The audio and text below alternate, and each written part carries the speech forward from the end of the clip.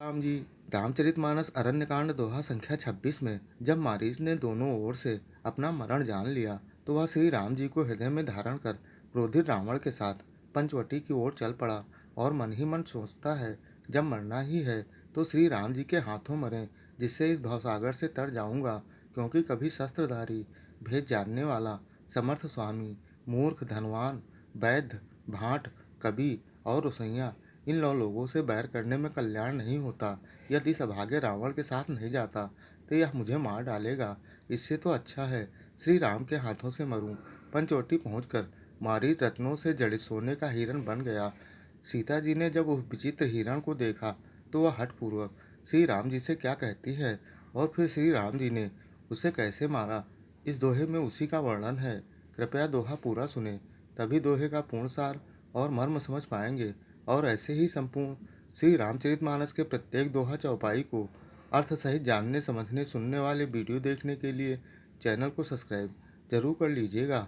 बहुत ही मोहक सोहर धुन में मम पाछे धर धावत रामा हो, धरे सरासन बान सिया रामा हो। फिर प्रभु ही बिलो की हो, रामा हो धन्य समो सम आन सिया रामा हो। रावण के साथ वन में जाता हुआ मारी सोचता है कि यह धनुष बाण धारण किए हुए मेरे पीछे पीछे पृथ्वी पर पकड़ने के लिए दौड़ते हुए प्रभु को मैं फिर देखूंगा। मेरे समान धन्य दूसरा कोई नहीं।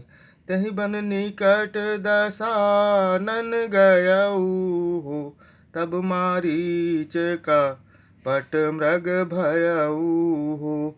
अति विचित्र कछु बरनी न जाई हो, कनक देह मणि रचित बनाई हो। जब रावण उस वन के जिस वन में श्री रघुनाथ जी रहते थे निकट पहुंचा, तब मारीच कपट मृग बन गया। वह अत्यंत ही विचित्र था, कुछ वर्णन नहीं किया जा सकता।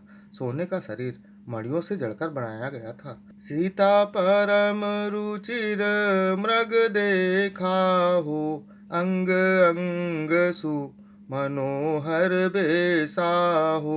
सुनहु देव रघु वीर कृपाला हो, यही मृग कर अति सुंदर छाला हो। सीता जी ने उस परम सुंदर हिरण को देखा जिसके अंग अंग की छटा अत्यंत मनोहर थी।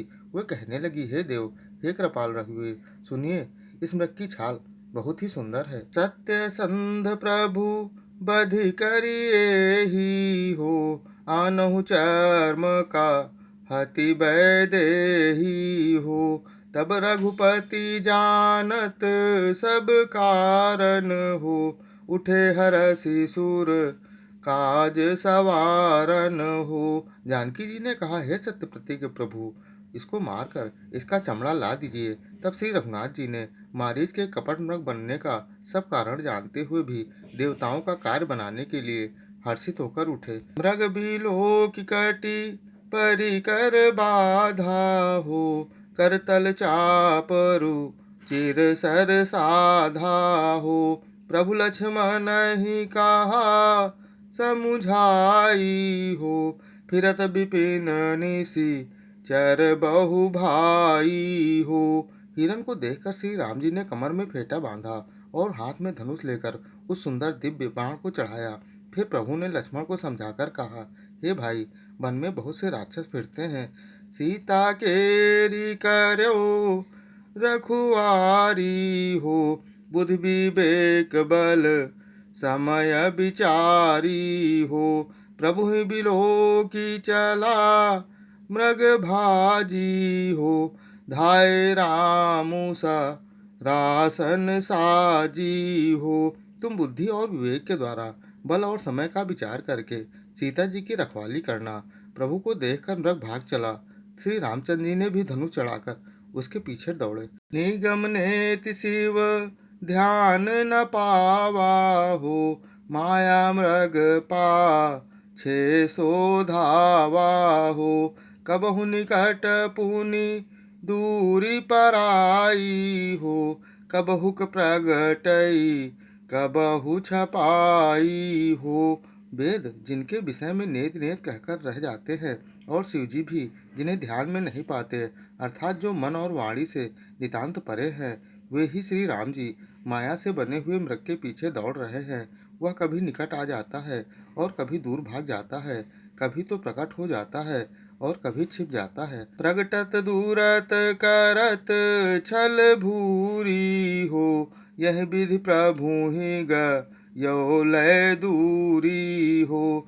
तब तक राम सठिन सर मारा हो, धरन पर्यो करी घोर पुकारा हो। इस प्रकार प्रकट होता और छिपता हुआ वह बहुतेरे छल करता हुआ वह प्रभु को दूर ले गया। तब श्री राम जी ने तक्कर निशाना साध कर कठोर बाण मारा, जिसके लगते ही वह घोर शब्द करके पृथ्वी पर गिर पड़ा। लक्ष्मण कर प्रथम ही लय रामा हो, पाछे सुमिर्यो मन महु रामा हो। प्राण तजत प्रगटे से निज देहा हो, सुमिर श्री रामू सा मेत स्नेहा हो। पहले लक्ष्मण जी का नाम लेकर उसके पीछे मन में श्री राम जी का स्मरण किया। प्राण त्याग करते समय उसने अपना राक्षसी शरीर प्रकट किया और प्रेम सहित श्री राम जी का स्मरण किया। अंतर प्रेम तासु पहचाना हो, मुनि दुर्लभ गति दीन सुजाना हो। सुजान श्री राम जी ने उसके हृदय के प्रेम को पहचान कर उसे वह गति अपना परम पद दी, जो मुनियों को भी दुर्लभ है। पिछले अन्य वीडियो देखने के लिए चैनल पर जाएं या फिर बिना स्पेस दिए #बालकांड दोहा या अरण्यकांड दोहा या अयोध्या कांड दोहा संख्या डालकर सर्च कर देख सकते हैं। जय श्री राम।